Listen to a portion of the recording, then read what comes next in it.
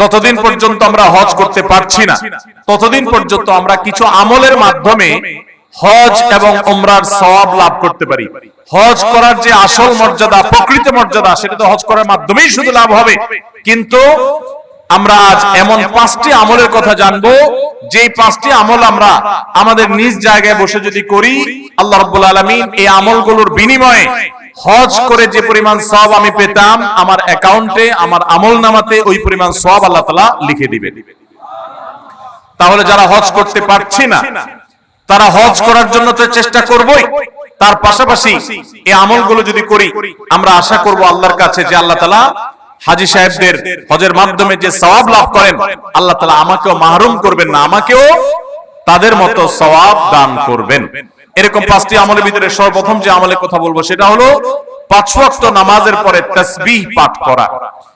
সহিহ ইবনে হিব্বানের একটা হাদিস বর্ণিত হয়েছে, নবী করিম সাল্লাল্লাহু আলাইহি সাল্লামের কাছে এসে একবার দরিদ্র সাহাবীরা, গরীব এবং অভাবী সাহাবীরা অনুযোগ করলেন এবং তারা অনুযোগ করে বললেন, হে আল্লাহর রাসূল, ধনী সাহাবীরা তারা 5 ওয়াক্ত নামাজ পড়ে, রমজানে রোজা রাখে, আবার পাশাপাশি তাদের আর্থিক সচ্ছলতার কারণে দান সাদাকা করে, হজ করে, উমরা করে, জিহাদে আল্লাহর পথে টাকা ব্যয় করে, তারা বিভিন্ন ভাবে যে আর্থিক ইবাদত করে, আমরা তো গরীব এবং অভাবী হওয়ার কারণে এই সওয়াবগুলো পাই না। তাহলে আমরা তো পিছিয়ে পড়তেছি, আমরা কিভাবে তাদেরকে ধরতে পারি? সাহাবীদের কম্পিটিশন ছিল আমলের কম্পিটিশন। তারা আমাদের মতো দুনিয়াদারিতার কম্পিটিশন করতেন না, তাদের প্রতিযোগিতা ছিল কে কত বেশি নেক আমল করে জান্নাতের দিকে অগ্রসর হবে। তো সাহাবীদের এই কথা শুনে প্রিয় নবী সাল্লাল্লাহু আলাইহি সাল্লাম তাদেরকে এই আমলটা শিক্ষা দিয়েছেন এবং বলেছেন, যে ব্যক্তি 5 ওয়াক্ত নামাজের পর 33 বার সুবহানাল্লাহ, 33 বার আলহামদুলিল্লাহ এবং 33 বার আল্লাহু আকবার পড়বে, আল্লাহ রাব্বুল আলামিন ওই ব্যক্তিকে, হজকারী ব্যক্তিরা হজ করে যে সওয়াব লাভ করেন, আল্লাহ তাআলা এই ব্যক্তিকে সেরকম সওয়াব দান করবেন। ধনী সাহাবীরা আর্থিক ইবাদত করে যে সওয়াব লাভ করেন, আল্লাহ তাআলা এই 5 ওয়াক্ত নামাজের পরে এই তাসবিহ পাঠকারীদেরকে একই রকম সওয়াব দান করবেন। ভাইরা আমার, আবারও বলছি, এর মানে এই নয় যে হজ করার যে মর্যাদা আছে হুবহু সেই মর্যাদা সব দিক থেকে শতভাগ সেই রকমই আপনি আল্লাহ তাআলার কাছে মর্যাদা লাভ করবেন এই আমলের মাধ্যমে, তা নয়। তবে হজ করে যে পরিমাণ সওয়াব পাবেন, বিনিময় পাবেন, আল্লাহ আপনাকে সেই পরিমাণ বিনিময় দান করবেন। তাহলে একটি আমল আমরা পেলাম, সেটা হলো প্রত্যেক ফরজ নামাজের পর, 5 ওয়াক্ত ফরজ নামাজের পরে তাসবিহ পাঠ করা, সুবহানাল্লাহ, আলহামদুলিল্লাহ, আল্লাহু আকবার। কোন কোন বর্ণনায় সুবহানাল্লাহ এবং আলহামদুলিল্লাহ 33 এবং আল্লাহু আকবার 34 বারও বর্ণিত হয়েছে। সেটা আমরা অনেকে করি, আমলটা আমাদের সমাজে প্রচলিত আছে, এটা করলেও হবে ইনশাআল্লাহ। 33 বার সুবহানাল্লাহ, 33 বার আলহামদুলিল্লাহ এবং 34 বার আল্লাহু আকবার। দ্বিতীয় আমল, যে আমল আমাদেরকে হজের সওয়াব এনে দিবে ইনশাআল্লাহ, উমরার সওয়াব এনে দিবে, সেটি হলো সকালে ফজরের নামাজ জামাতের সাথে পড়ার পর যদি কেউ বসে বসে আল্লাহর জিকিরে মাশগুল থাকে, ফজরের নামাজ জামাতের সাথে পড়লেন, মা বোনরা আপন জায়গায় পড়লেন, পড়ার পর জিকির আজকার করলেন বসে বসে, এরপর সূর্য উদয় হলো, সূর্য উদয়ের 15-20 মিনিট পর, নিষিদ্ধ সময় পার হওয়ার পর যে ব্যক্তি দাঁড়িয়ে 2 রাকাত নামাজ পড়বে, এশাকের নামাজ, আল্লাহ রাব্বুল আলামিন ওই ব্যক্তিকে একটি পূর্ণাঙ্গ হজ এবং উমরার সওয়াব দান করবেন। তাহলে সকালে এশাকের নামাজ পড়ার মাধ্যমে হজের সওয়াব লাভ করা, এটা তো আমরা চেষ্টা করতে পারি, কি বলেন? আল্লাহ তাআলা আমাদেরকে তৌফিক দান করুন। 3 নম্বর যে আমলের মাধ্যমে আমরা হজের সওয়াব পেতে পারি, সেটা হলো দ্বীনি জ্ঞান অর্জন করার জন্য বা দ্বীন শেখাবার উদ্দেশ্যে যদি কেউ মসজিদে যায়, দুনিয়াবী উদ্দেশ্যে না, টাকার উদ্দেশ্যে না, আল্লাহর সন্তুষ্টি লাভের জন্য মসজিদে গেছে, উদ্দেশ্য মানুষকে দ্বীন শিখাবে, কোরআন শিখাবে, অথবা কোরআন নিজে শিখবে, এই কোরআনের জ্ঞান, হাদিসের জ্ঞান, ইসলামের জ্ঞান অর্জন করার জন্য যদি কেউ মসজিদে যায়, এই যাওয়ার কারণে আল্লাহ রাব্বুল আলামিন তাকে ইহরামকারী, হজ আদায়কারী ব্যক্তির সমপরিমাণ সওয়াব দান করবেন। তাহলে 3টা আমল পেলাম। 3 নম্বর আমল হলো যে যদি কেউ মসজিদে জ্ঞান অর্জন করার জন্য যায়, কোরআন হাদিসের ইলম অর্জন করার জন্য যায়। তাবরানী শরীফে এই সম্পর্কে হাদিসে বর্ণিত হয়েছে, নবী সাল্লাল্লাহু আলাইহি ওয়াসাল্লাম বলেছেন, মান গাদা ইলাল মাসজিদি লা ইউরিদু ইল্লা আন ইয়াতাআল্লামাহু খায়রা ইল্লা আন ইয়াতাআল্লামা খায়রান আও ইউআল্লিমাহু।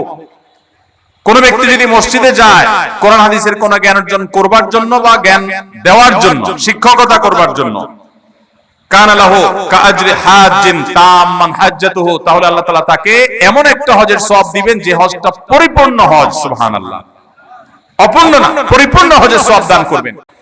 তাহলে মসজিদে শুধুমাত্র বাচ্চারা মক্তবে যায় এটাই যথেষ্ট নয়। মসজিদে ওলামায়ে কেরাম, ইমাম সাহেবগণ বিভিন্ন বয়সের মানুষের জন্য বিভিন্ন ধরনের দ্বীন শিক্ষামূলক আয়োজন রাখবেন, আমরা সেগুলোতে শামিল হওয়ার জন্য যাব, এর মাধ্যমে হজের সওয়াব পাওয়া যাবে ইনশাআল্লাহ। 4 নম্বর, মসজিদে কেউ 5 ওয়াক্ত নামাজের জন্য যখন বের হবে, 5 ওয়াক্ত নামাজ পড়ার জন্য বের হলে, আল্লাহকে সন্তুষ্ট করার জন্য 5 ওয়াক্ত নামাজের উদ্দেশ্যে মসজিদে বের হওয়াটাও মানুষকে হজের সওয়াব এনে দেয়। এই সম্পর্কে নবী সাল্লাল্লাহু আলাইহি ওয়াসাল্লামের হাদিস বর্ণিত হয়েছে যে এই ব্যক্তিকে আল্লাহ রাব্বুল আলামিন আজরুহু কাজরিল হাজ্জিল মুহরিম, ইহরাম পরিহিত হজ আদায়কারী হাজী সাহেবের মতো বিনিময় আল্লাহ তাআলা মসজিদে নামাজের উদ্দেশ্যে, ফরজ নামাজের উদ্দেশ্যে যারা যায় তাদেরকে দান করেন।